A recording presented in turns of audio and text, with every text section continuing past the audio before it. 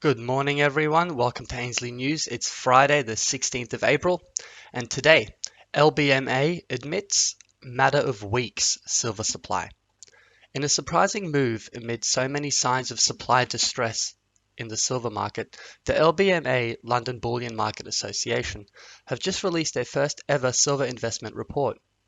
That report admits to London nearly running out of silver and acknowledging the effects of the silver squeeze movement is even more remarkable. You can read the full report, we'll have a link. However, below we highlight some of the key points with the help of analysis by Ronan Manley. As we reported in the detail at the time, amid the massive silver rush in February of this year, cracks started showing in the supply of silver to satiate the demand, particularly in the ETFs, which even changed their rules to accommodate it. Here are some key excerpts. Regarding the 20% increase in investment demand for silver in 2020, they noted, the past 12 to 18 months have witnessed some incredible developments in the silver investment market, including a dramatic improvement in the investor activity. Of course, much of the focus of that silver squeeze social campaign was on the ETFs, more broadly described as ETPs in the report, to which early 2021 saw an unprecedented 110 million ounces added in just 3 days. Although some liquidations emerged, there were concerns that London would run out of silver if ETP demand remained at high level. Commenting on the logistics constraints of London-based custodians, this year the location of the custodial vaults has come into sharper focus as ETP demand has jumped, leading to concerns about the potential availability of metal.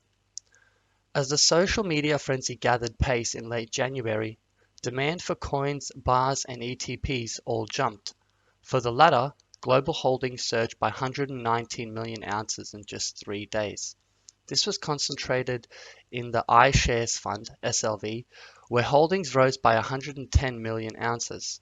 Given that most of this metal was allocated in London, fears emerged as to whether there was enough silver should demand continue at this pace. And had demand in iShares continued at the frenetic rate of late January, early February, it would only have been a matter of weeks before London's existing stock was used up. While it would have been surprising to see ETP demand maintain this pace of buying, the concerns were still very real. This reflects both the time required for a refinery to convert non-good delivery GDL material into 1,000-ounce bars approved by the LBMA as good delivery and then delivery of this by sea freight into London. That is a remarkable admission from someone like the LBMA and highlights just how close the campaign came to breaking the system. They then look more broadly at available stock, asking the question, the recent jump in ETP demand has led to fears as to whether there are sufficient above-ground bullion stocks should ETP holdings see a further sharp increase. Their answers were hardly encouraging, unless you own silver, of course. There is a gulf between the total of silver above-ground stocks and the portion which can be quickly allocated against ETPs. Even though above-ground stocks are difficult to pin down, there is no doubt that bullion stocks account for a small share of the total. The biggest identifiable silver holdings are held in London, COMEX, New York, and Chinese-approved vaults, which at the end of 2020 stood at a combined 1.694 billion ounces of silver. Outside of those LBMA London and China holdings, and excluding metal held at COMEX, which is accounted for, they warn. Silver bullion stocks that exist elsewhere and are in a deliverable form, specifically LBMA or COMEX good delivery compliant, appear extremely modest. Ronan Manley takes issue with one particular statement that another way to view this is to look at combined COMEX LBMA holdings, which at the end February were at 1,518 million ounces.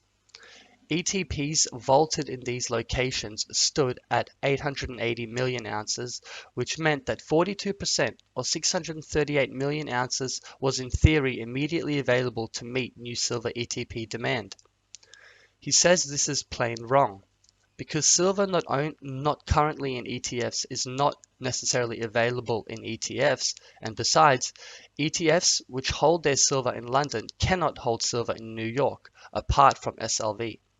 It's against their prospectus rule. This, however, doesn't stop the LBMA report from sweeping the problem under the carpet by concluding that the pool of available metal should be sufficient, for the foreseeable future at least, to meet new ETP demand. Maybe one of the most startling admissions in the report, hidden as a "she'll be right" statement, is that should we have a repeat of February, something very easily reorchestrated if they just use the following line from the LBMA that this also presupposes there is no repeat of the social media frenzy. So in other words, they have enough metal, which was incorrectly calculated, as long as we don't have another orchestrated push. How's that for a red flag to the bull, or ape as it may be? In terms of the normal retail market that Ainsley services, retail investment in silver, coins and bar demand recovered in 2020 and into 2021. The retail sector then burst into life this year, initially as a social media buying frenzy emerged. The industry was quickly beset with product shortages, in part due to logistical restrictions. While social media discussions have abated, silver coin and bar demand has remained extremely strong, especially in the US. Ongoing strength in the US coin and bar market, which also reflects some supply issues, extended product delivery lead times and premiums. Global retail investment in silver coins and bars in 2020 is estimated to have exceeded 200 million ounces for the first time in 4 years. This was the result of higher demand in the US and Germany, while purchases for India weakened sharply. Over the past decade, the US has been the largest retail investment market in all but 2 years, 2018 and 2019, when purchases fell sharply. During the 2018-19, India occupied top spot, with retail investment in each year exceeding 50 million ounces. In general, Indian demand has typically benefited from strong silver price expectations, with many viewing silver as being undervalued. This has often led to a surge in investment when prices have fallen. In India, high net worth individuals tend to purchase large silver bars such as 5 kilos, 15 kilos, and 30 kilo bars. Others are consumers and investors who buy small minted bars.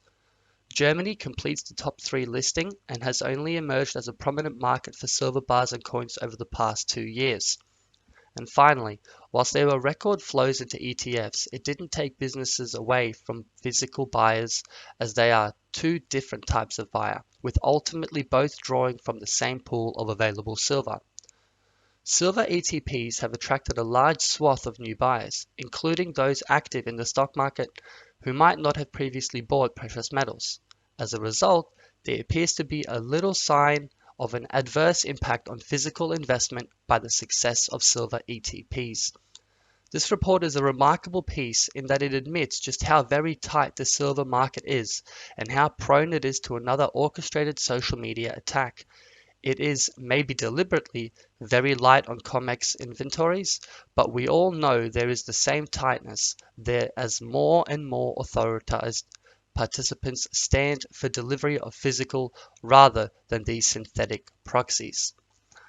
That's news for today, guys. Hope you enjoyed it. For any silver or gold products, please visit ainsleyBullion.com.au. And for any of our crypto products, visit ainsleywealth.com.au. I hope you have a nice weekend and we'll catch you again on Monday. Bye.